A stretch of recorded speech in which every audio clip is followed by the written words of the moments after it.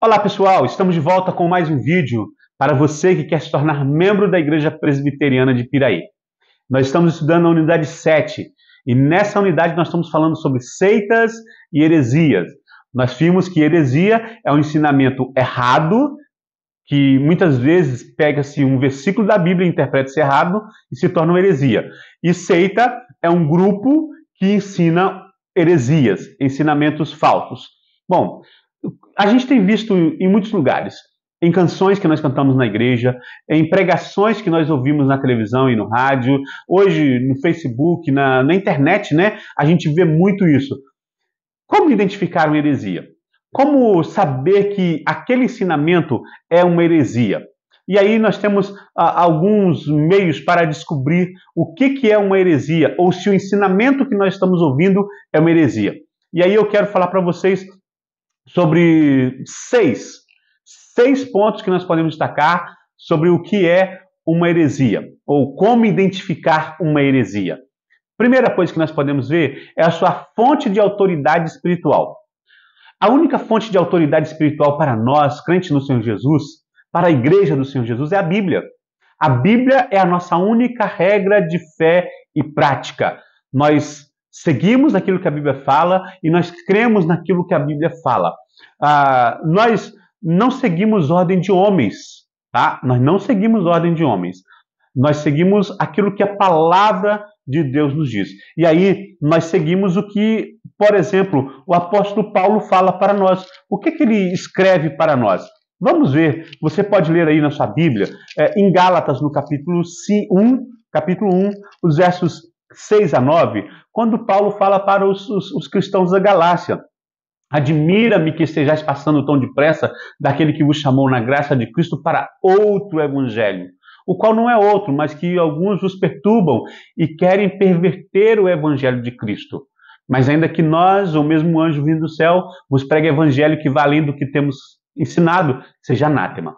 Então, a nossa única regra de fé e prática é a Bíblia. Então, leia Gálatas 1, 6 a 9, também leia 2 Timóteo, capítulo 3, versos 14 a 17. As seitas, elas têm outras fontes de autoridade espiritual.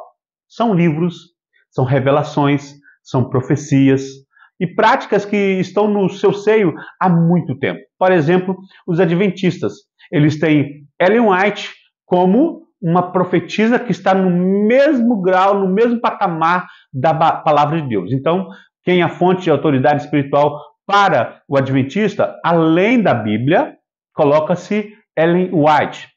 No catolicismo, nós temos, além da Bíblia, nós temos a palavra do Papa, quando ele fala ex cátedra, nós temos a tradição da igreja, nós temos os concílios. Então, nada disso é a nossa fonte de autoridade espiritual, somente a palavra de Deus. Lembra lá quando nós falamos sobre os solas da reforma? Sola Scriptura. Segundo ponto que nós devemos destacar para a gente entender o que é uma heresia é o seu ensino sobre Jesus. Quando Jesus perguntou aos apóstolos quem ele era, Pedro respondeu: tu és o Cristo, o Filho do Deus vivo. Está lá em Mateus, no capítulo 16, no verso 17. Essa resposta serviu para tirar algumas dúvidas acerca de quem era Jesus, e também para mostrar como Jesus deveria ser tratado. Jesus, ele deve ser tratado como Deus, porque Jesus é Deus.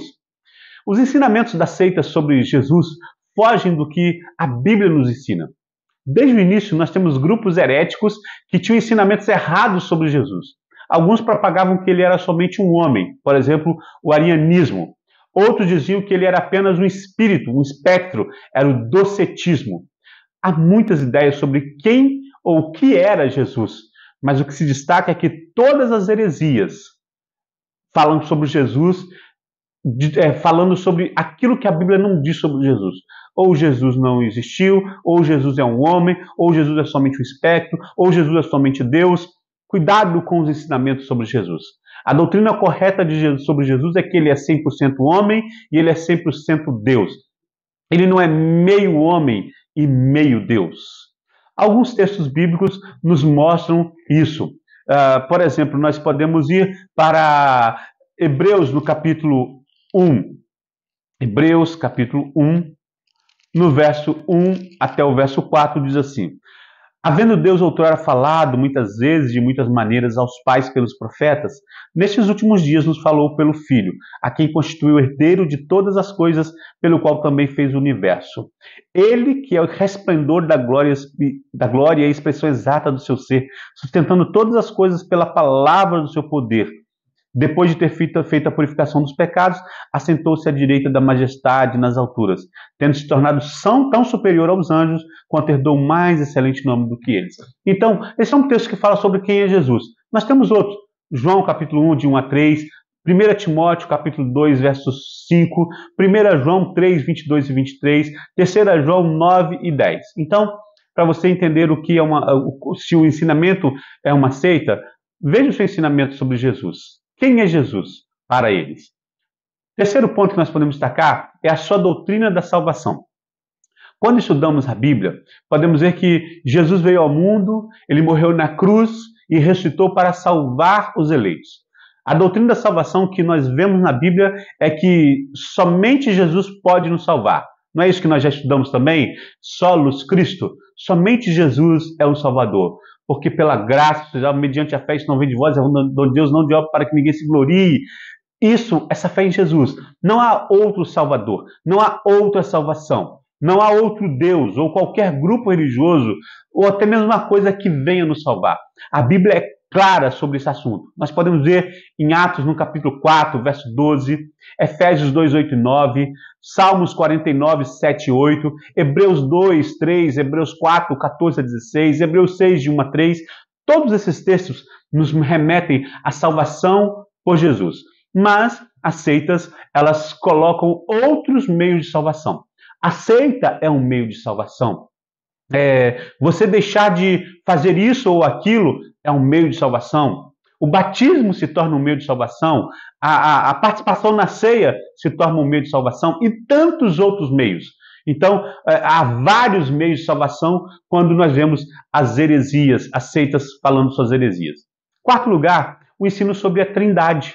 Se nós queremos descobrir o que é uma heresia, nós temos que ver o que eles falam sobre a Trindade.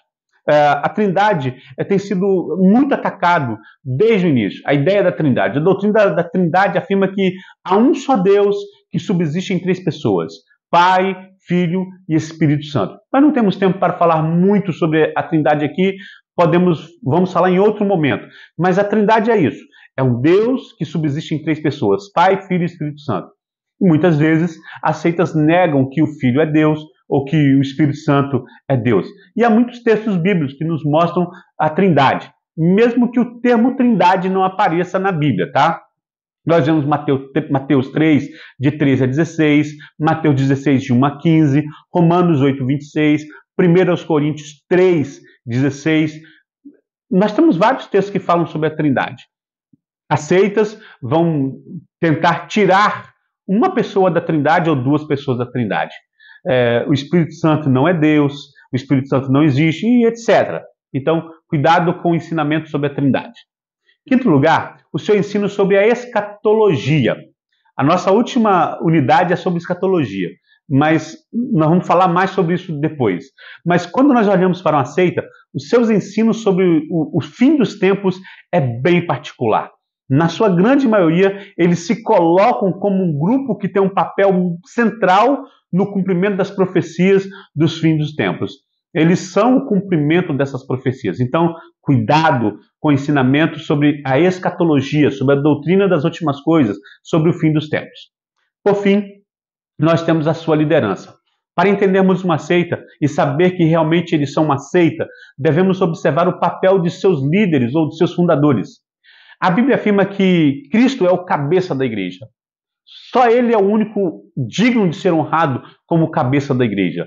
Mas as heresias, as seitas, elas vão dizer que não, o líder, o fundador, esse deve ser honrado. Não. O único que deve receber toda a honra, toda a glória e toda a adoração é o Senhor Jesus.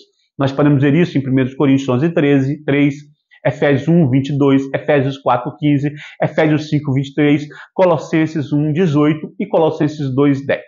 Qualquer tipo de líder que tente se colocar como cabeça da igreja, como poderoso de algum grupo religioso, está tentando tomar o lugar que só pertence a Jesus. E então, esse grupo é um grupo herético, é uma seita, tá certo? Bom, quando nós olhamos para as seitas, nós temos algo mais interessante. Se nós queremos realmente entender sobre esses grupos religiosos, se eles são corretos, se eles são uma seita, nós devemos atentar para esses 6 pontos anteriores, mas o Instituto Cristão de Pesquisas, o ICP, nos mostra ainda uma forma interessante de identificar uma seita. É o que eles no ICP eles chamam de as 4 operações da matemática. E quais são essas 4 operações da matemática que mostram que um grupo é uma seita? Vejamos então as 4 operações da matemática para descobrirmos uma seita e uma heresia. Primeiro, adição. O grupo adiciona algo à Bíblia. Sua fonte de autoridade não leva em conta somente a Bíblia, mas outros. Subtração. O grupo subtrai algo da pessoa de Cristo. Ou Cristo não é homem, ou Cristo não é Deus, e aí por aí vai. Multiplicação. Pregam uma multiplicidade de meios de salvação. Pregam uma autossalvação. Crer em Jesus é importante, mas não é tudo. Multiplicam-se as formas de salvação. Jesus salva, a igreja salva, batismo salva e tantas outras coisas salvam. E por fim, a divisão. Dividem a fidelidade entre Deus e a organização, entre o Deus e o pastor, entre Deus e o líder.